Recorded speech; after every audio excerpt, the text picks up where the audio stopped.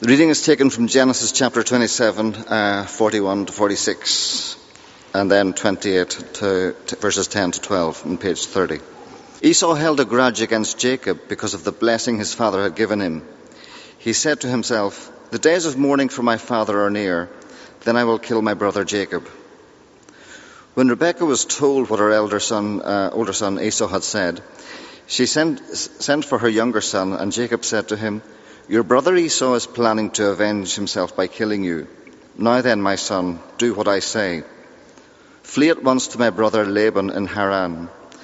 Stay with him for a while until your brother's fury subsides. When your brother is no longer angry with you and forgets what you did to him, I'll send word to you to come back from there.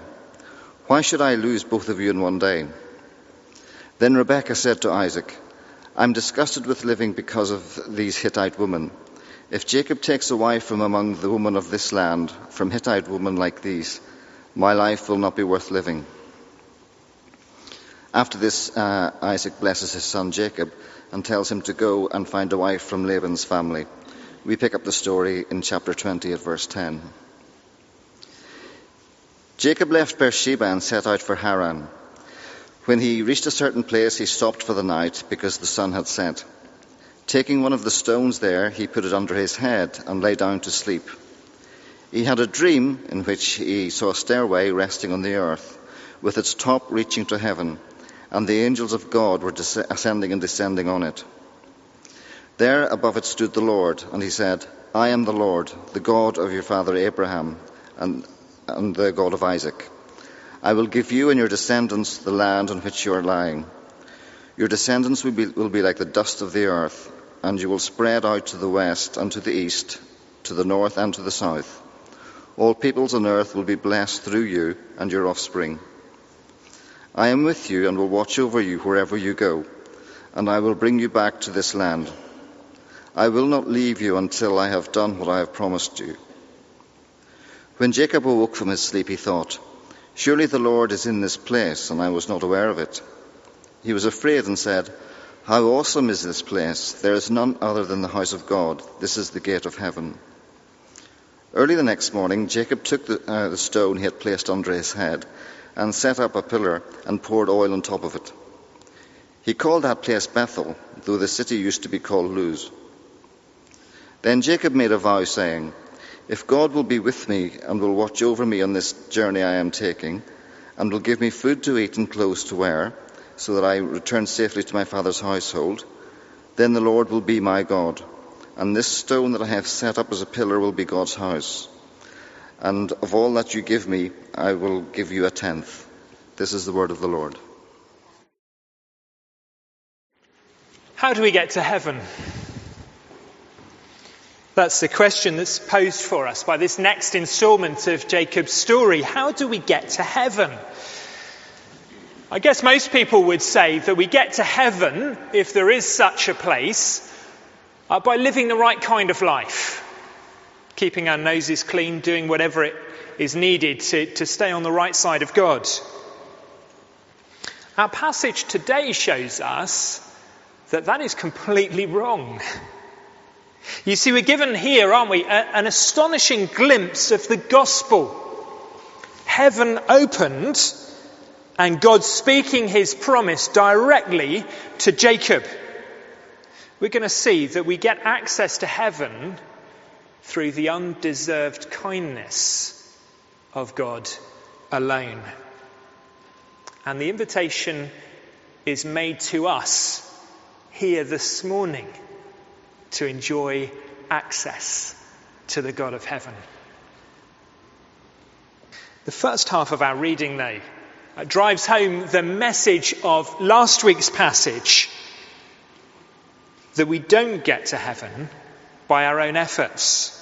You see, God's people, the family that he was going to grow into the holy nation of Israel, were a dysfunctional family of cheats and liars. Last week we saw how Jacob dressed up as his twin brother Esau in order to receive his brother's blessing.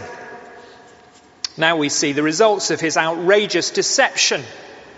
The attempt by Jacob and his mum to seize the blessing that Dad wanted to give his brother led to an unravelling of family life.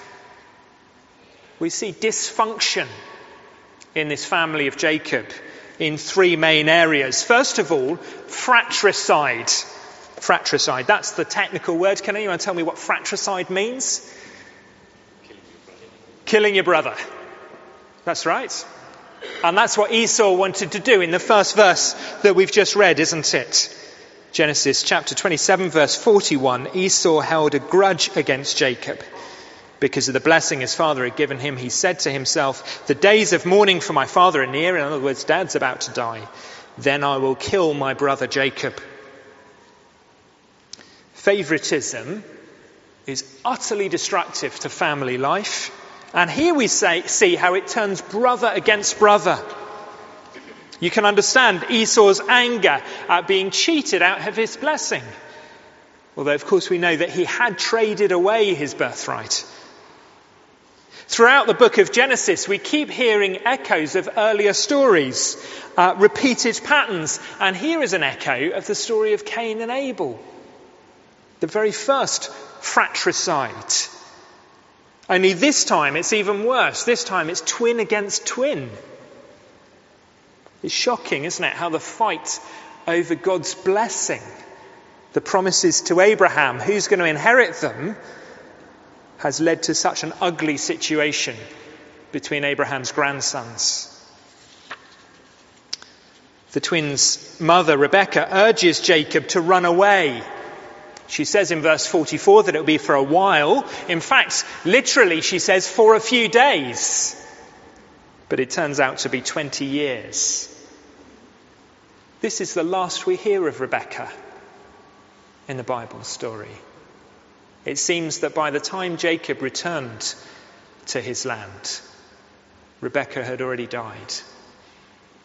It's a tragedy. The deception that she urged on her favourite son leads to her losing him completely. She tells Jacob to go off to stay with her brother in Haran, far away to the northeast in Mesopotamia. It's where Isaac's dad Abraham came from many years earlier. But she has to persuade her husband as well. And to do that, she exploits the second evidence of dysfunction, which is intermarriage. Remember the situation. Jacob's family are in Canaan, but they're not Canaanites. God has promised them the land, but for the moment, they're foreigners there. They're squatters. The Canaanites who control the land don't follow the God of the Bible. They follow their own gods. And so when Jacob's father Isaac reached the age of 40, his father Abraham sent his servant back to Haran to find a wife for Isaac from among his own relatives. Maybe you remember the story from chapter 24. The wife who the servant brings back is, who is she? Rebekah. Okay? And so Rebekah wants her husband Isaac to do the same for their son Jacob. Sent him away back to her brother and find a wife from among his daughters. We'll see next week how that turned out. The elephant in the room, though, was what had happened with Jacob's brother Esau. You see, Esau got to the age of 40, but his dad didn't follow the example of his own father and send for a wife from Haran.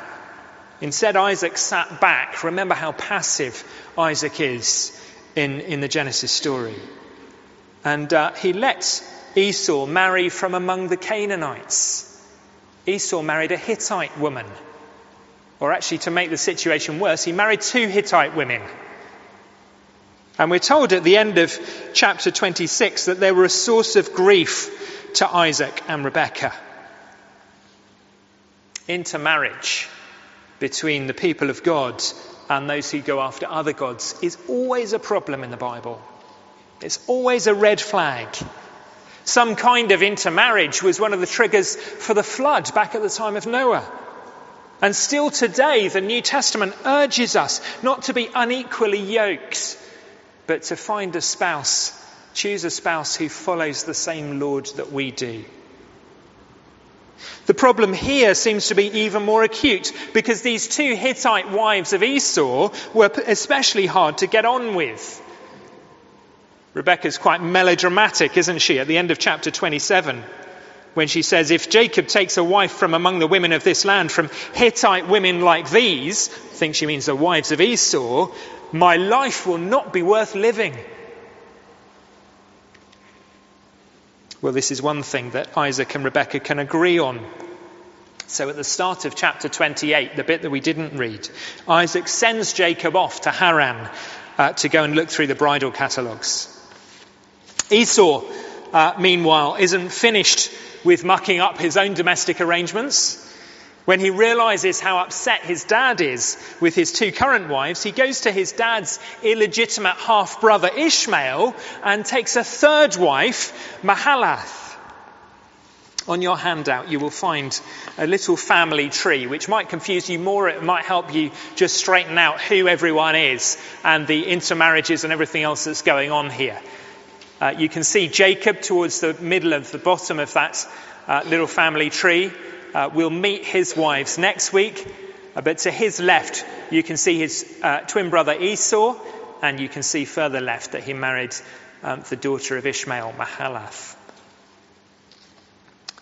If that confuses you further, the big point that we need to grasp from all of this is that it is a dysfunctional, ungodly family. Now, Jacob himself is off to Haran to find a wife. It might seem like he's on the right track, but he's going off with his tail between his legs. He's running away so that his twin brother can't murder him. Not exactly ideal circumstances, is it? So the third evidence of dysfunction in our story today is exile. What are the three big strands of God's promise to Abraham? Do you remember? God promised Abraham three major things. Who can tell us what one of them is? He promised Abraham descendants, people. Someone said something else? Land. Yeah, a place. People, place, and one other thing. Relationship with God, a blessed relationship with God. People, place, blessed relationship with God. They were the promises that Jacob had cheated his brother for in order to inherit. And so it's ironic that when he tricks Isaac into giving him the blessings, including the land, he ends up being exiled out of the land as a direct result. It must have been a very lonely experience. Jacob, remember, was a mummy's boy who dwelt among the tents. And now he's thrust out, never to see his mum again, away from everything he knew, on a long and lonely journey to a strange land and people he'd probably never met. This was not the experience of blessing that he'd been so determined to inherit. Like his forefather Adam, he's pushed out of the land of blessing, the place of relationship with God, as a direct result of trying to seize blessing for himself.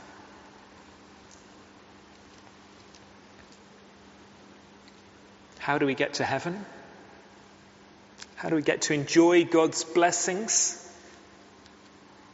Jacob, here at his lowest point as he makes his bed alone under the stars, with a rock as his pillow, Jacob demonstrates vividly to ourselves that we don't get to God's blessings by our own efforts. He's screwed up his life big time.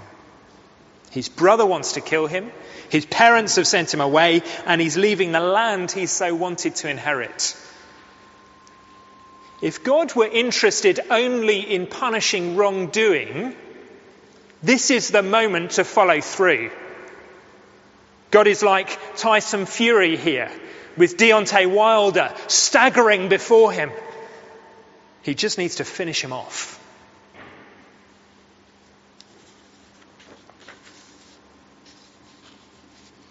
And yet, it's at that very moment, alone under the stars, that God chose to show his kindness to him.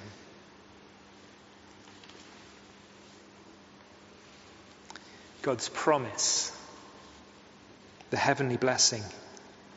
God chose to let Jacob get to his lowest point before he gave him one of the greatest experiences of his presence that anyone has ever had in Old Testament or New.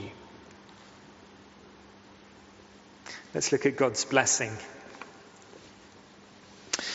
When Adam and Eve were expelled from Eden, heavenly figures were put in place to bar the way back with flaming swords.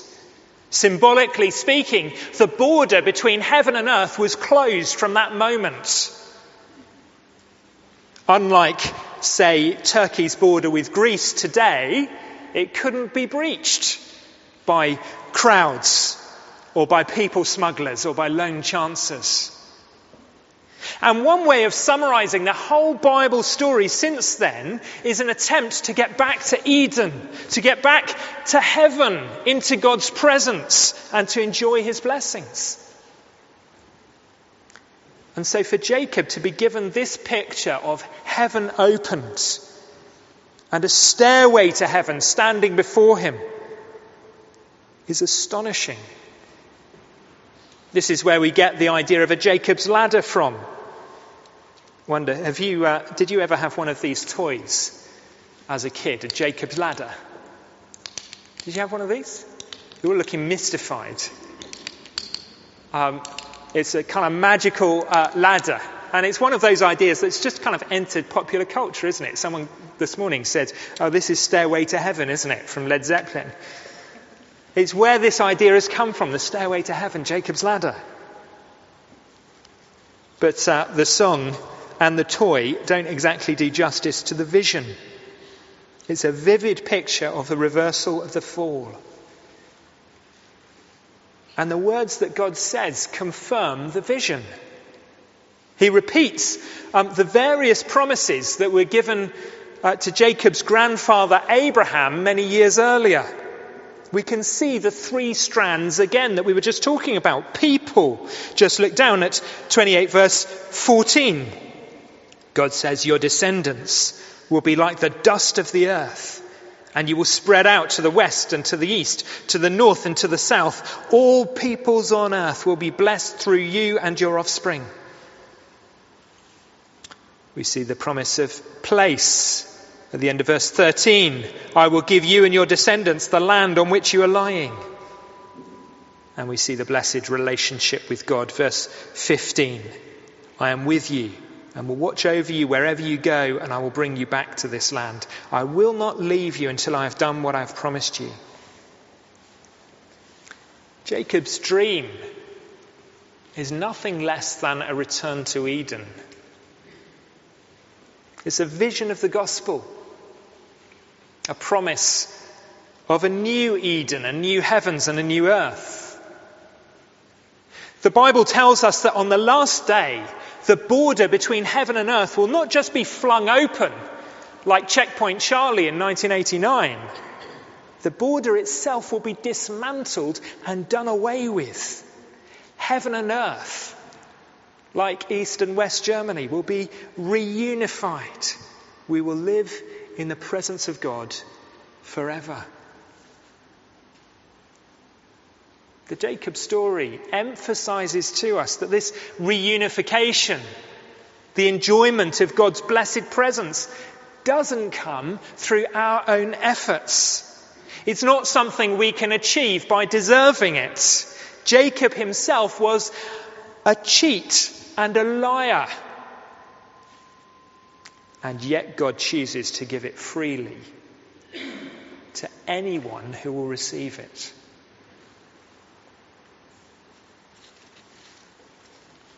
So where do we find this stairway to heaven today? As we read on in the Bible story, we find that we get to heaven, as it were. We get access to God's presence through a man who came from heaven, who died to open the way to heaven, who rose and ascended back to heaven. That man is Jesus Christ. Let me read to you what Jesus himself said at the end of the first chapter of John's Gospel. No need to turn to it, but it's at the end of John chapter 1. Jesus said, "Very truly, you will see heaven open and the angels of God ascending and descending on the Son of Man." The true Jacob's ladder is Jesus Christ. He is the one in whom heaven is opened. He is the one in whom all of God's blessings are freely available, not to the deserving, but to anyone who will accept them. Jacob's vision here is a gospel vision. It is our promise today. Have you received it?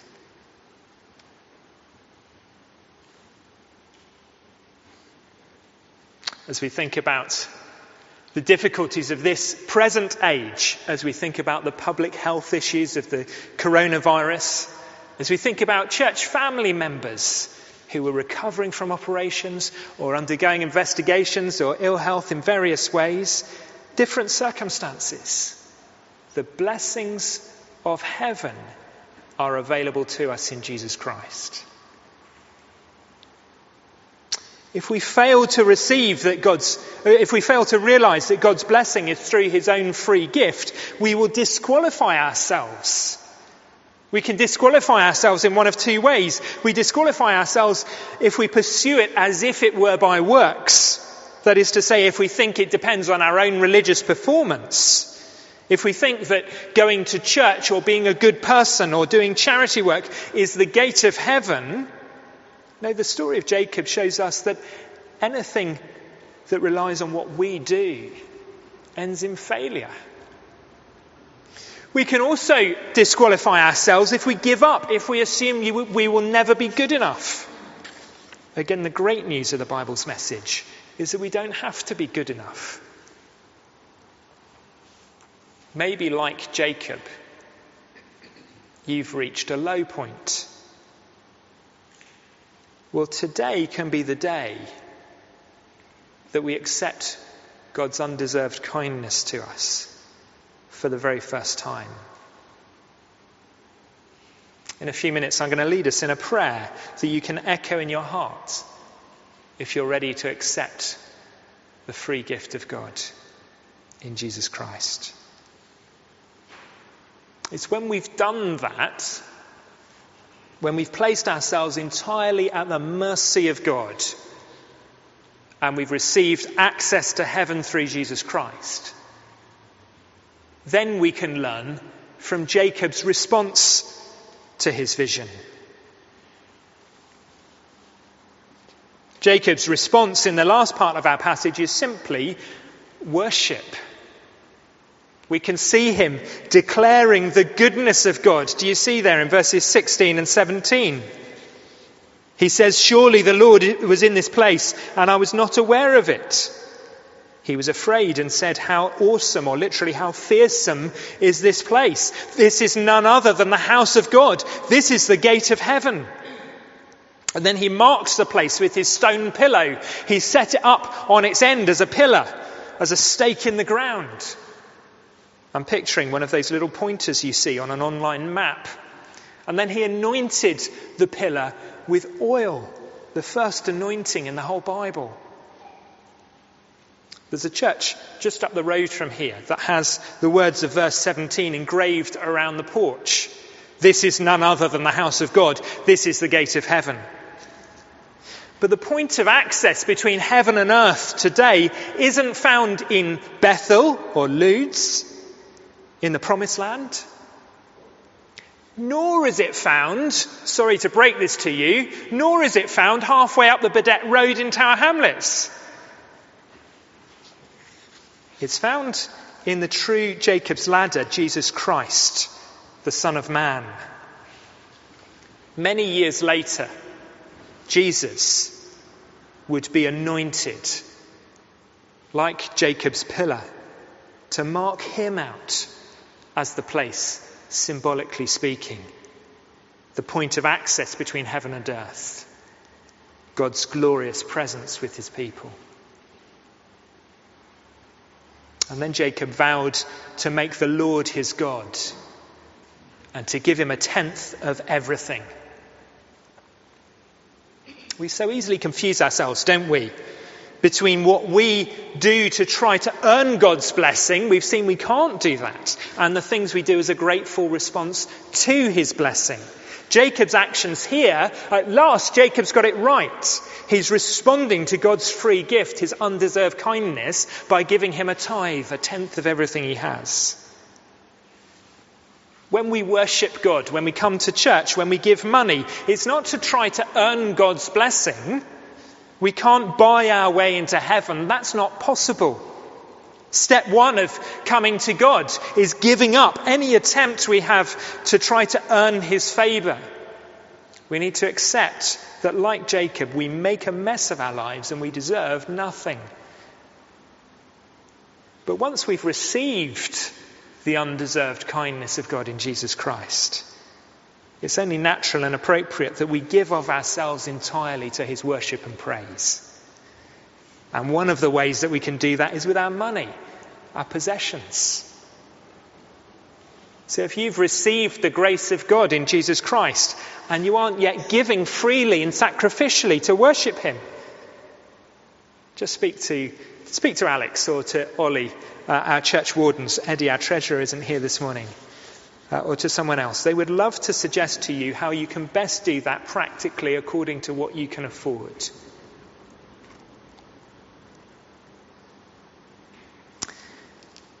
Let's stop there and take a moment to reflect on what we've been seeing this morning.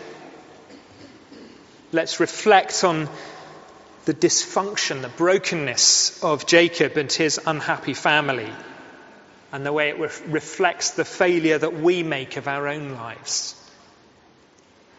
Let's picture in our mind's eye that astonishing vision of the gospel that Jacob was given alone under the stars at his lowest moment. Can you picture it? God's kindness in opening heaven to anyone that will receive it. And then I'll lead us in a prayer. Jesus said, "Very truly I tell you, you will see heaven open and the angels of God ascending and descending on the Son of Man." Dear God, I admit that left to myself, I make a mess of my own life. Thank you that you offer us the blessings of heaven through Jesus Christ. I gladly receive your promise by faith. I now worship you with all that I am and all that I have. Amen.